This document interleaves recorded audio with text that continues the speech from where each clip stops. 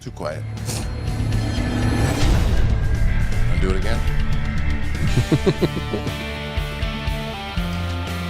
He gets a stuffy nose, gets all crazy. I'm a little bit of a Madonna today. It's an attitude.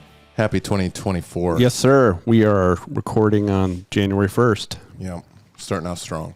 Yeah, absolutely. We fell apart at the end of the year. Well, let's be honest. I think I fell apart. Your butthole fell out. Holy cow, man. I finally got that whole thing refurbished.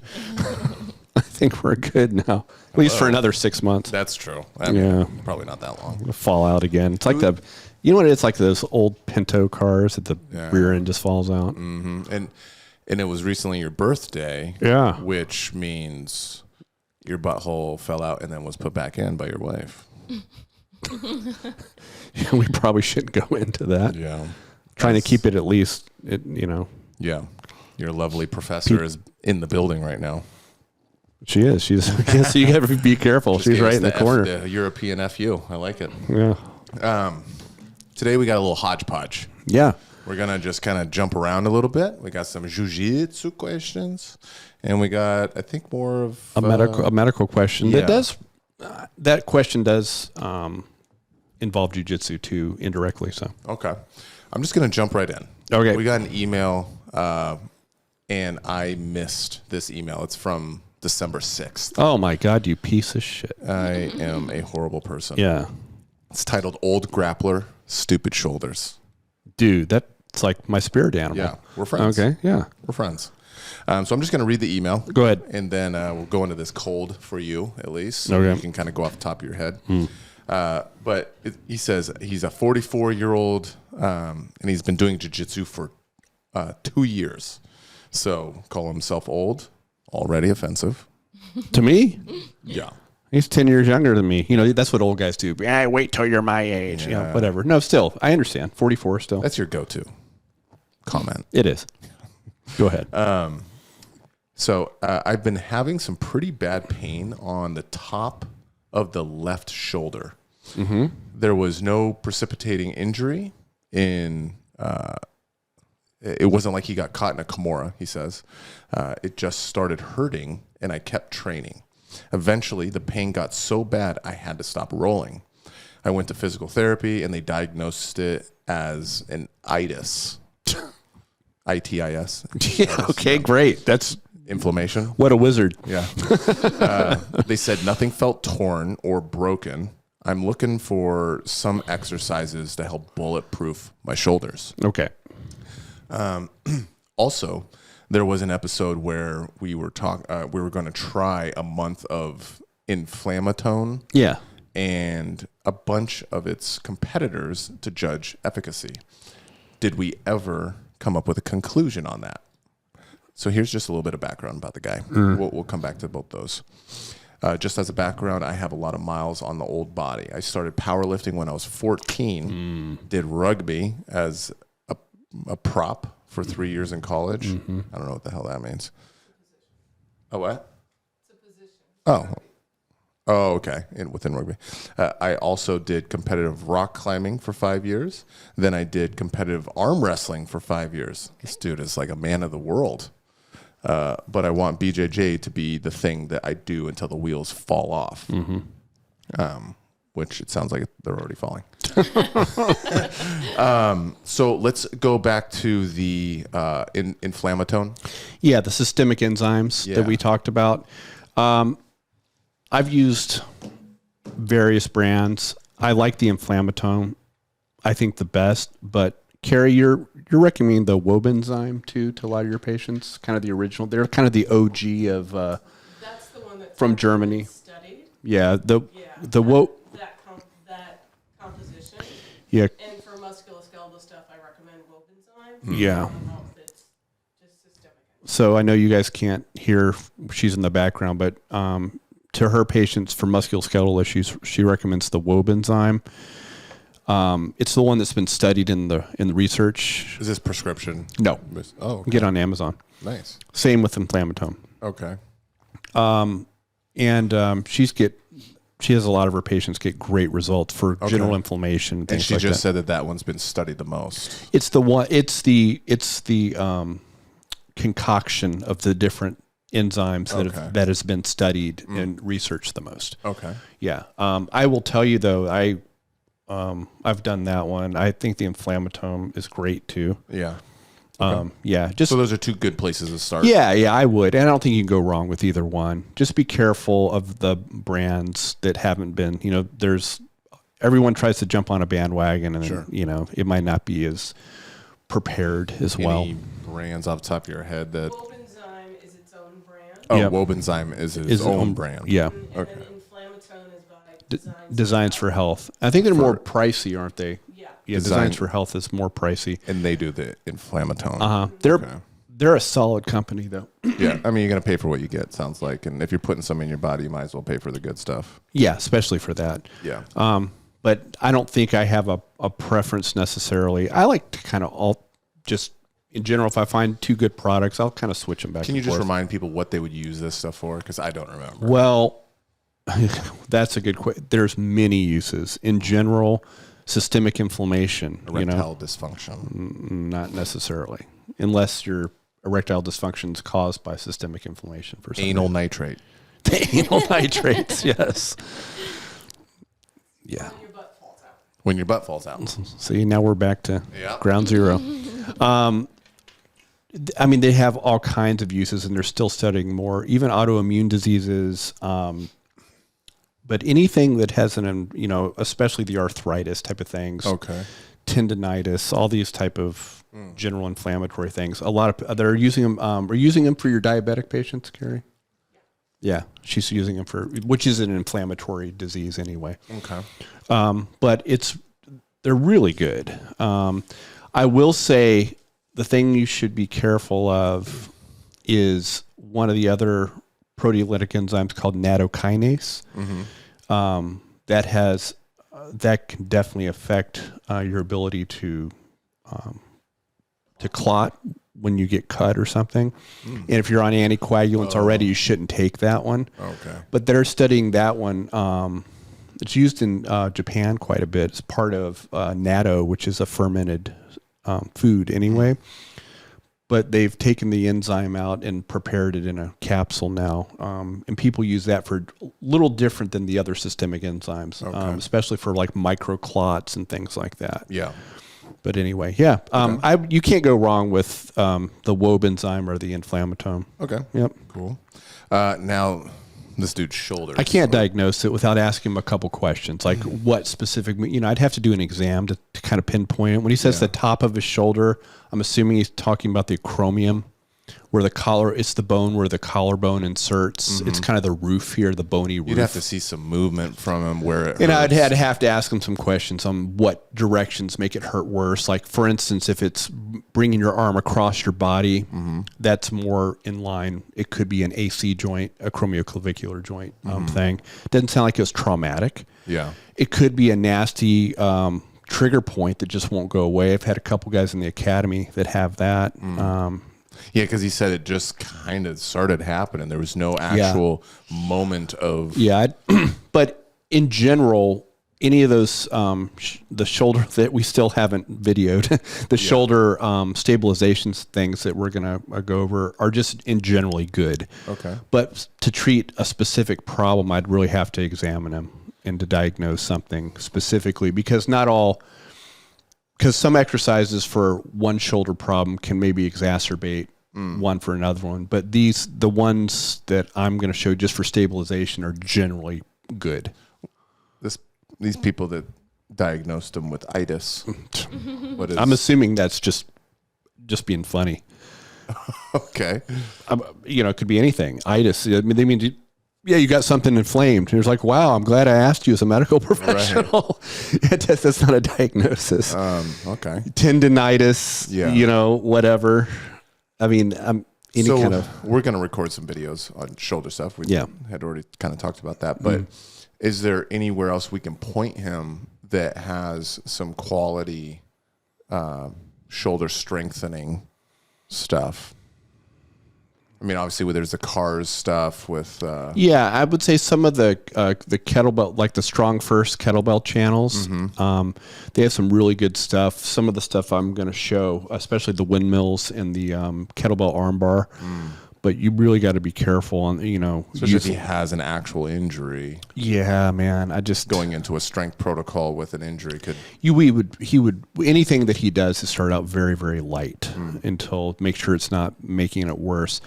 But in general, the stabilizing things are stabilizing the rotator cuff, and it doesn't sound like he did anything traumatic, so it doesn't seem like that would be the thing. Maybe more. It could be. I mean, we talked, I think, on the last episode how that bicep connection, the long head, goes in there. Sure does. It feels.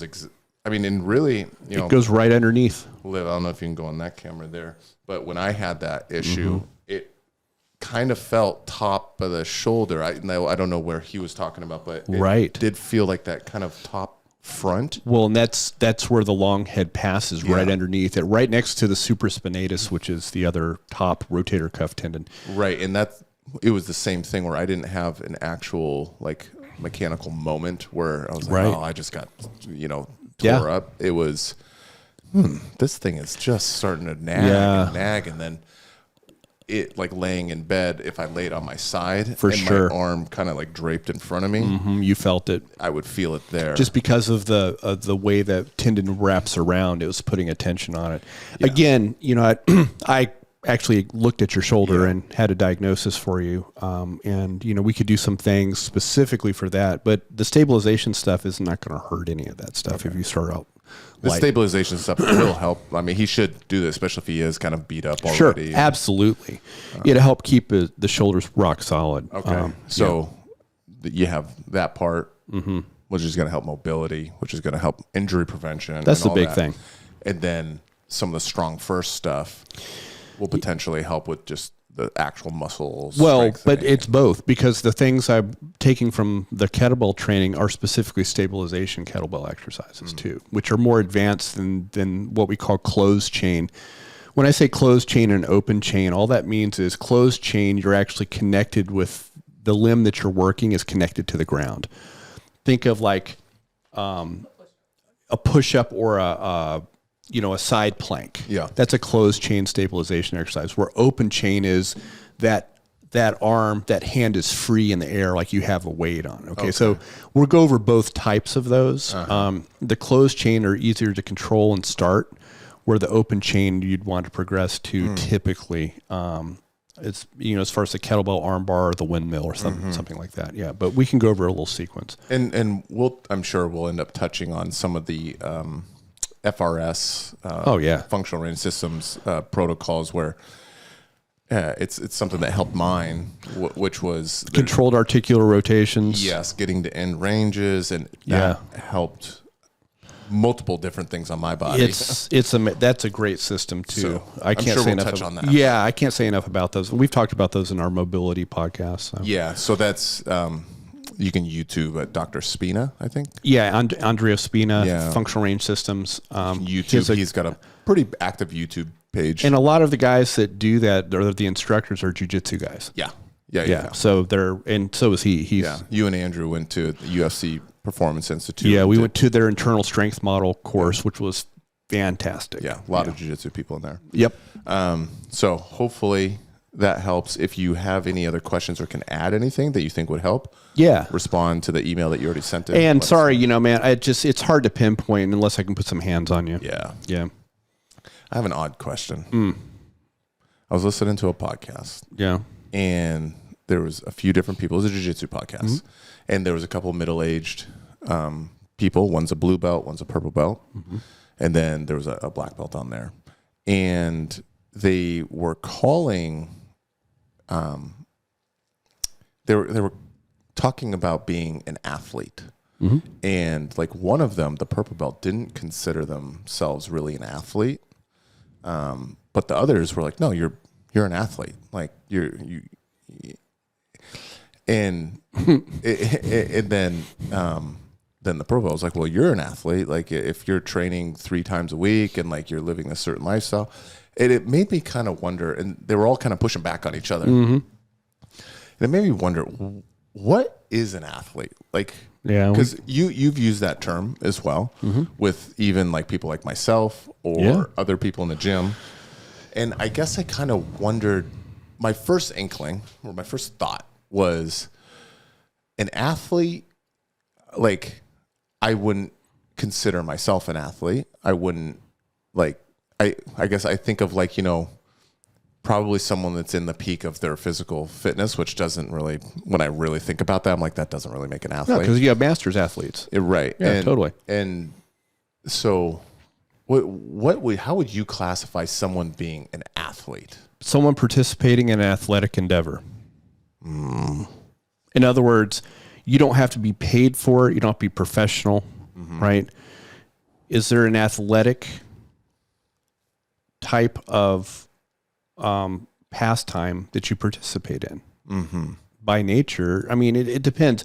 People, because we have level, or well, just no, not necessarily, because we have people that are, kind of the weekend warriors and things like that. It doesn't. A lot of us, because we have such a high value in this country on professional athletes, we tend to conflate athlete with someone that does it for a living. Okay, and that's not my definition. I mean, of one. Yeah. I think if you're actively pursuing something regularly that is considered athletic, which jiu-jitsu certainly is, extreme different range. I mean, it has some very unique movement profiles. There's all the elements of, strength, endurance, cardiovascular. And then you'd maybe start separating these things with professional athlete or amateur athlete or something like that. Yeah, a combat sport athlete, right? And, it depends on. So, I mean, I think we get hung up on the semantics too much. Yeah, I think in my mind, when I was listening, I was like, you guys aren't athletes. But as I thought about it more, I kind of started confusing myself and like arguing with myself. Right. Which is always scary. Right. Because my first thought was like, no, an athlete is someone that's putting in like time and but you are. But like more than a couple days a week on an athletic endeavor. And I'm not saying that's wrong, but I'm saying my initial feelings. And I think that's been hammered into our head. My dad and his brother were, college football athletes. Right, D1. Right. Yeah, exactly. Athletes, And so it's easy to just think of, well, no, I'm not that. You don't have to be. There's shades of gray in there. Right. Yeah. As opposed to sitting on your ass and watching football and not doing anything on your own, you know. What do you think, Liv? I agree with Chris. Okay. I mean, I just looked up the definition. Hit us. Well, this one from Collins Dictionary. If it's not Webster's, I don't listen. Okay, well, I guess you're not listening. So an athlete is a person who does any kind of physical sports, exercise, or games, especially in competitions. Especially in competition. Yeah, we always think about competitive, but you don't have to be we also have that adjective, the competitive athlete. Yeah. You don't have to be a competitive athlete. No, it's yeah. So, I mean, I think that's a waste of ATP in the brain to have that argument, honestly. Well, I'm good at that. Trust me, I think we all are. My ATP is running. Yeah. Okay. That was just something I was arguing with myself in bed last night about, because I listened to that podcast. Okay. So it's a good use of your time. Thank you. I do have another odd question that came about from the same podcast. Okay. Now, you might be biased from this, but that's fine. Okay. I think that's good because it just adds like a different flavor. So in this podcast, they were talking about how things have changed a little bit in like jiu-jitsu when it comes to like belting and stuff. Yes. And for example, like the green belt was introduced. I don't even know when, honestly. They weren't sure either.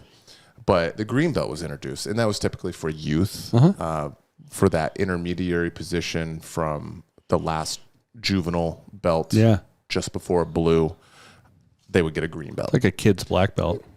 Something like that. Like, I've seen some green belts, dude. They're terrifying. Oh, of course. Yellow belts and orange belts that are very, very good. Yeah. That was how it was introduced. Mm-hmm. Now we're seeing adults with or gyms programs that are doing it for adults as well. Like my daughter's gym. Exactly. Yep. Which is a Six Blades affiliate. And then, so this is the interesting that I didn't know. I hadn't seen this, but they brought up multiple instances. So I was like, oh, geez, I had no idea this was going on. Is they are introducing, so, you know, in children's belts, they will do, I don't know the progression, whether it's gray, yellow, orange. Yeah, but they'll have a stripe down the middle of the belt. In between. Yeah, of course. So if you're a gray belt and let's say the next kid's belt is orange, it'll go gray and orange. Correct. Or gray and black and then Is to there the ever next. white? Huh? Is there ever a white stripe? Yes. Okay. Yeah. I don't know. Yeah. Okay. So I'm very ignorant when it comes to the kids' belts. So now they're introducing that in the adults. I'm sorry, what? Where there's that middle belt or line or whatever. Which is a different belt that you could stripe? So, and that's what I'm saying. There's stripes with that belt on too. those as well. Interesting. I would say to that, I would say that might keep people, the psychology behind that, and this is just my opinion, would be to give people more frequent promotions, right? Yep. Give some intermediate belt levels. So instead of, let's say, short-term goals. Yeah. You know, some people like that. So the stripes, I mean, you could be minimum of 2 years as a blue belt, according to IBJJF, right? Yeah. And during that 2 years, you get 4 stripes. What if that person, it's one of those people that is not ready for purple belt after 2 years, which many of us, sure, right? Yeah. To me, that would be a thing to be like, well, you know, in our, not just for that person, but it would be in that academy, you know, you could have someone like an in-between. So to prevent discouragement. That's the only thing I can think of why they would do that, almost like, but you know. What's your thought on it? I don't like it. Go on.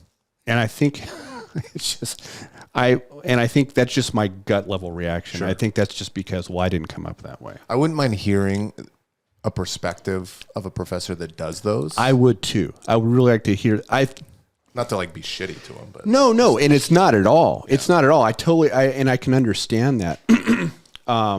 But you know, we always talk about how there are other martial arts water down the belts anyway, right? And some may view that as just, okay, this is another marketing ploy to, and it's not well, none of it's the pure, you know, what it was. Sure. But I don't know, man. It gets ultra complicated. Yeah. I like simplicity. I like our belt system personally, but I do normal. Yeah, but I do understand. Yeah, a knee-jerk reaction is I hate it and I want to burn it. I had the same kind of visceral reaction to that. I'm not even really a fan of the green belt with adults. I mean, I get the small goals and the progression thing. Yeah. With stripes, you know, I've mentioned that before. I'm not even a fan of stripes. Right. At least past blue belt. Once you're past, white belt, I think it's actually good. Yeah. Blue belt, I can see it. But after that, I'm with you. Yeah, once you're a purple belt, it seems kind of like you're in it. I'm kind of with you. But I do understand why people do it. Now, throwing in extra belts, and that's where I wish I knew, I haven't looked really, but I wish I knew. If anyone knows, please comment. Where did the green belt come from, and who introduced it? Interesting. To adults. Yeah, or even for the kids. I would assume first time I saw it was Hibero before Six Blades came about, which is just Shanji Hibero's association, and before he created his own, it was just the Hibero brothers, which was Shanji and Salo, which Hibero's association still exists, and then Six Blades is just, you know, there's not a confrontation there. It's just Shanji just kind of wanted to have his own identity and peace, and they're totally still cool. Right. So I don't know if they were the ones that started kind of being active with it, but I know more than them actually are doing it now. I could probably reach out to my daughter's professor. That'd be cool. He's one of Shanji's, I think it was his first black belt. At least American, I believe. Yeah. I think he was his maybe first American. Yeah. I mean, yeah. And, you know, So he would be a around a long perfect time. person to maybe shed some light and you know, what he thinks is of value and that and not. Yeah. Yeah. That would be cool. And if anyone knows, please reach out. So yeah, that's my first reaction. Interesting. Like, well, I think that's just because. But the mixing the belts, like adding even more at this stage. Yeah. I hate that. Like I said, I had a gut level reaction to that, but I haven't thought it through completely. Yeah. I don't. You think it's like a retention thing? That's what we were the talking fun. about. Sure. Basically, it's Absolutely. like not just for the students to feel good about themselves. Like, yes, there is that component, but like maybe professor sees people constantly leaving. Do you know what I'm saying? Like, I do. For sure. Especially at those earlier belts. 'Cause Yeah, they were- white and blue belt. They didn't say on this podcast that they had seen it at like blue to purple, or purple to brown. It was all at that very earlier stages. Yeah, that's what would make sense to me. Yeah. Mm-hmm. And because, I mean, that is the biggest fall off is within white belt. So, Yeah, there was a conversation on BJJ Eastern Europe that was just posted a couple days ago that they had, I think both Saulo Ribero's about belts in general and what that means and what should you be concerned and the other one was John Danaher's.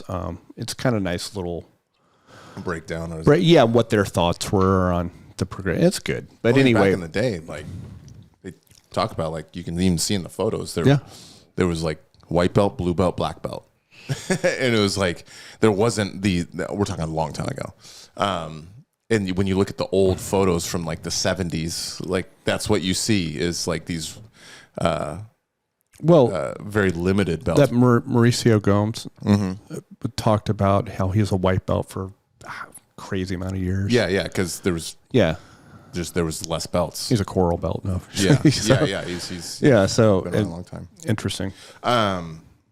So that's an interesting topic. Yeah. I wasn't. I would like to hear surprised. someone's who's been a professor that's been because they'll see what the real benefit is or not, right? Yeah, we also, I mean, this kind of because some people might think that's like watering jiu-jitsu down a little bit. That was my gut level reaction, making it a little bit more the McDojo karate style, the unfortunate thing that happened to some of those old traditional martial arts that have like pretty like on the competitive side, old school like Kyokushin karate and stuff is pretty badass.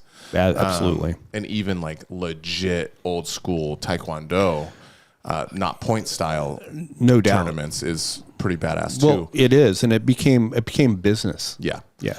Which we had a YouTube comment that was kind of claiming that our opinions on having a master's pro division or a master's like non-pro, like they were kind of claiming that we were fans of watering it down, and they were like threatening, like I don't even want to listen, brother.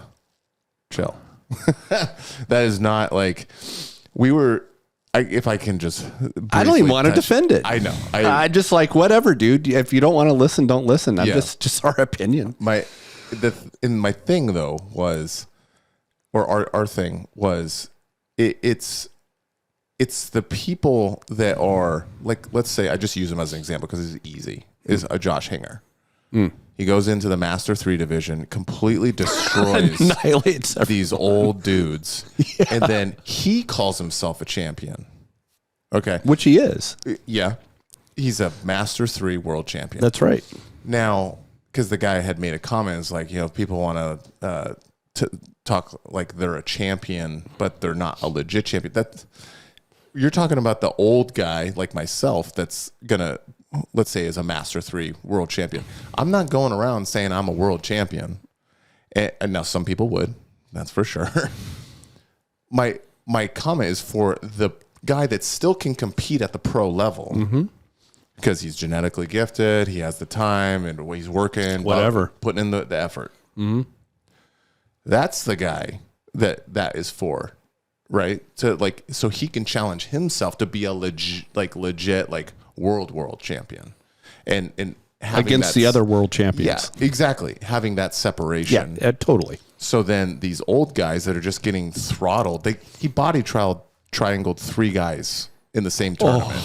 I remember watching that. Yeah, like it's Belly down, right? Yeah, he like shades of Ivan Salivary. Literally. Like, that's horrible. and it was pretty slick. He did a collar drag to each guy from standing, passed their guard, took their back, body triangled it, and then when they went to roll to the side, the lock side, totally, to put pressure on the ankle, he times it perfectly and over rotates them. Oh no! So when they roll, he hips their face, and then their face down. Oh, in a body triangle. That's horrendous. With an athlete breaking their spine in God. And they all just so would I. Yeah, for sure. Yeah. That's your point though.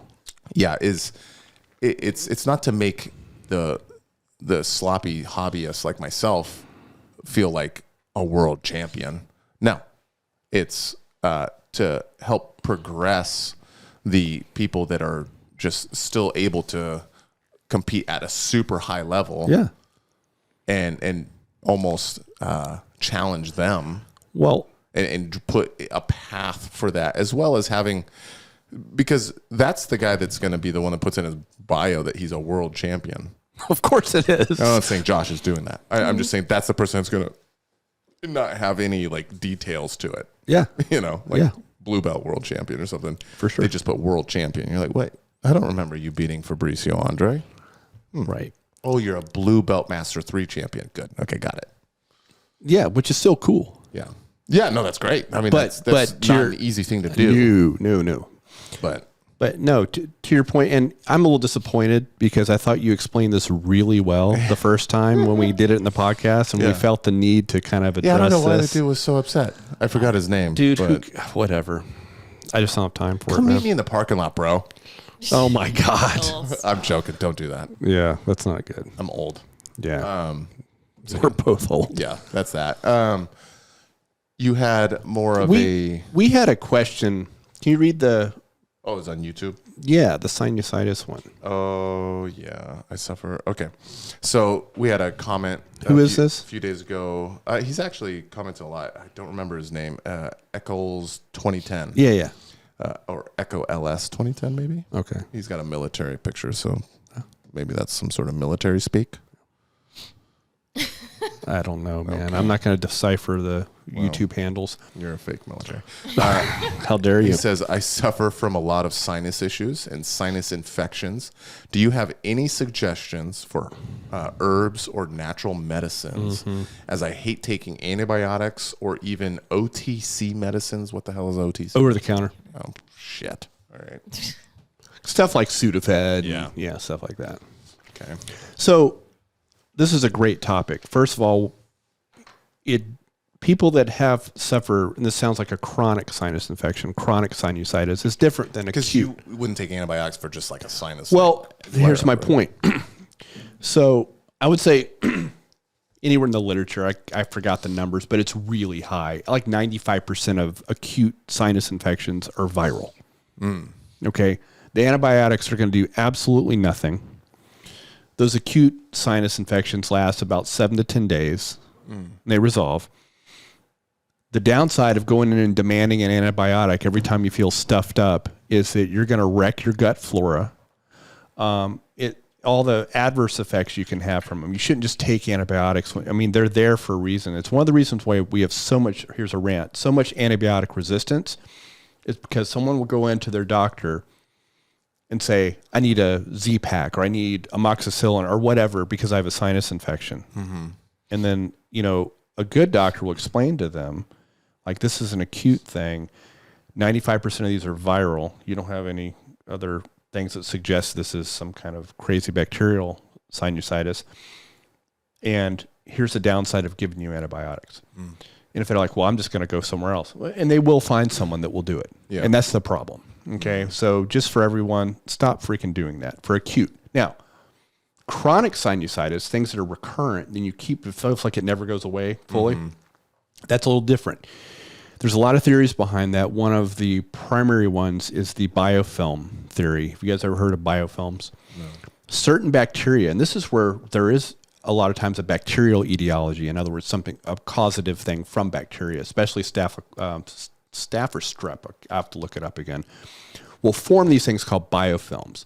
So if you look at bacteria that have colonized, we all, just like our gut flora, we have flora in our mouth and our nasal passages, our respiratory passages everywhere that are normal. We can have an overgrowth of one species, and sometimes they'll form these things called biofilms. That it's like if I had a group of us were just out in the open, we'd be susceptible to, let's say, we had a bunch of bad dudes after us. We'd be susceptible to them getting us. But if we created a fort, like a walled city, that's the kind of the analogy to what these bacteria are doing. There's this matrix of like polysaccharides, proteins they secrete they'll actually hide within this. And you take and people that go in for antibiotics for chronic sinusitis, it never works. Okay. And they're on them for these crazy long periods of time. They're destroying their gut flora, and it doesn't work because the antibiotic oral cannot penetrate into that biofilm. Okay. So these things will be recurrent. And so there's actually some really interesting research on some things that you can do to disrupt your biofilm.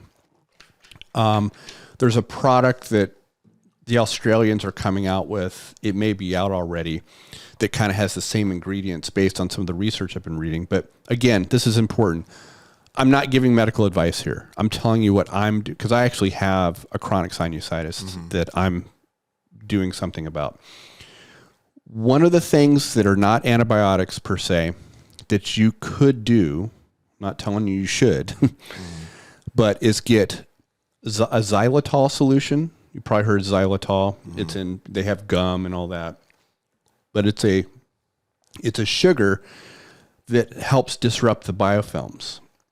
Okay. And they make this, I'm not advertising this thing called, Xlear. You can buy it on Amazon.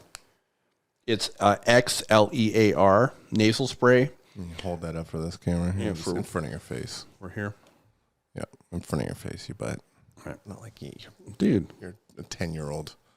Block your face. Oh, right there. Yeah. No, is that good, love? Yep. Oh my God. I'm sorry. You don't watch makeup tutorials? No. And so this basically has purified water, which is important. Any solution you make, you don't want to use something like that is contaminated and shove it up your sinuses, right? It has salt in it, and xylitol.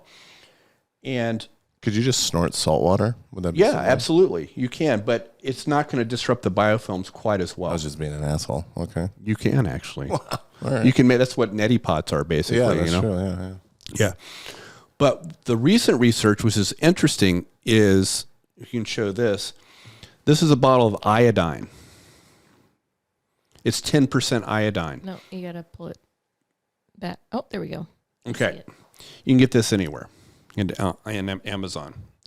What they've shown in, I think it's a 2022 paper, is they did a study on chronic sinusitis with iodine, a 0.5% solution. This is a 10% solution.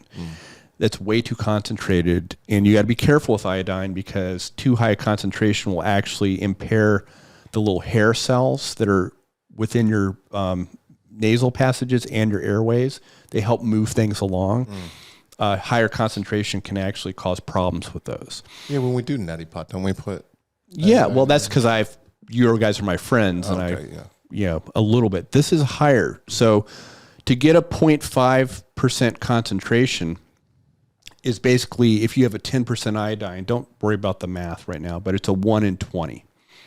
So 1 milliliter or ounce, whatever you want to use, we'll use milliliters because that's what we should all be using, is 1 milliliter of this to 20 milliliters of purified water. And then you always want to use saline, some kind of salt in solution.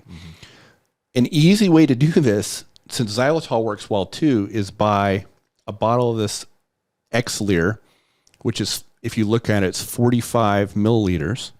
Okay. And you'll open it up. Can you guys see this on camera? I don't know if you can or not. Just hold it up like chest height. Yep. All right. I have a little 1 milliliter syringe, or 1 cc, a cubic centimeter and a milliliter, the same thing. And if you do a 1 in 20 of 10% iodine, what it turns out to be is 2.25 milliliters into 45 milliliters of this. It's already purified water with salt and xylitol in it. And you do basically 2.25 milliliters in this, shake it up, and now you have something you can spray in your nose that will help disrupt the biofilms. You're like Breaking Bad over here. Yeah. But it's something that's really inexpensive. It's not necessarily. You would do this instead of like something like Afrin or something like that? Oh, for sure. So Afrin, all Afrin does, it does nothing to the biofilm. All Afrin does is shrink those little blood vessels and things secreting the mucus, and so it just constricts them. Okay. And it doesn't do anything for it. It will break up. It will help you breathe at night, but that's all. Yeah. When like I have a little bit of a runny nose, and like before class, I hit that Afrin just to try to lock it up. Oh, it will definitely stop that, but it's not going to cure anything. Yeah, now, I understand people symptomatically will do that so they can breathe at night. Yeah. But you don't want to use Afrin for more than a couple days in a row. Right. 3 to 5 typically. But this actually, based on recent research, will actually may help and does seem to help disrupt the biofilms, and actually, because if you don't, you're going to have those bacteria. You might get some of the top ones with like flushing your sinuses, but the ones hiding in the biofilm will just stay there, right? And you need to disrupt the biofilm first. That's why, making a solution like this and giving yourself like 2 sprays per nostril, 2 to 3 times a day, until your symptoms start to stop. Because what's happened to me, it's no fun trying to roll when you can't breathe through your nose. Right. Okay. It affects your performance. And also for me, who I'm susceptible to asthma, you've probably seen I've had a real rough time here this winter. And a lot of it's due to that chronic sinusitis dripping down and getting into my airways and then setting off reactive airway for me. So this is something I'm doing myself right now. Again, I'm not giving medical advice, but I'm just saying this is based on some research and something you're doing. Something I'm doing, and they've tested 0.5% iodine in the research articles, had no adverse effects.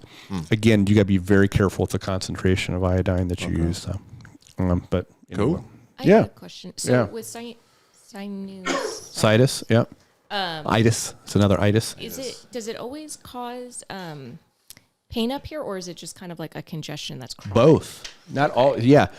And it's something, and also like if he, for instance, the guy that asked this question, if he tried some of this, and it seemed to help, but it kept recurring, he could also have some other things going on, like nasal polyp formation, which will block some of the passageways and make things predisposed to developing this. It's always good to see an ear, nose, and throat. They can do a CT of your sinuses to see if you have any of those obstructing things like polyps and things like that in there. But certainly do not take antibiotics for that stuff. It does, like I said, it just doesn't work, and there's so many adverse effects. Should we get Carrie on the mic to give us some like good info? As opposed to mine. She is the quality control here for medical stuff. Do you have any? She was shaking her head, almost walked out that whole time. Did she? No. She couldn't take it. Yeah. The only other maybe 2 things is working with a functional medicine doctor that can compound. She has a couple things. Yeah. Nasal spray, Yep. like the beta block nasal spray. We'll and repeat maybe it some in just a moment. silver. Yeah. So Carrie brought up some things too. If you're going to work with a doc, like a functional medicine doctor like Carrie, she actually will prescribe something that is compounded specifically in a pharmacy, mixed, like Beta Blast, that actually has a very small percentage of some sinusitis that's chronic. Could be a recurrent fungal thing. It's not very common, but it can happen. But that thing has a bunch of things in it to hit the inflammation, has some antimicrobial stuff to hit the biofilms, but it's something that is prescribed. Got it. And she also talked about like colloidal silver. Yeah. You got to be careful with that stuff too, is concentration wise. That's why if you're going to do something like that, that's more high more sledgehammery going after it, you should work with a functional medicine doc so you can make sure you get the dosage right. This, if you follow these directions, you're not going to hurt yourself for sure. Right. Yeah, that's a good point. And gut health, right? Chronic sinusitis. Oh, yeah. The link between chronic sinusitis and gut health, too. I mean, it's crazy how that's all related. Again, sinusitis is inflammation, can caused by a bunch of things. That's all itis means, but the biofilm thing is, I thought, very interesting. And that's what I'm trying myself right now. Okay. I like it. Yeah. That's all, y'all. That's it. So give us some likes, give us some compliments or comments, whatever you want to do. Or say you're never going to listen or to your just podcast again because you have an opinion that's different from mine. tell us you're done. Call Chris an old fart. I'll join you. That's fine. See y'all.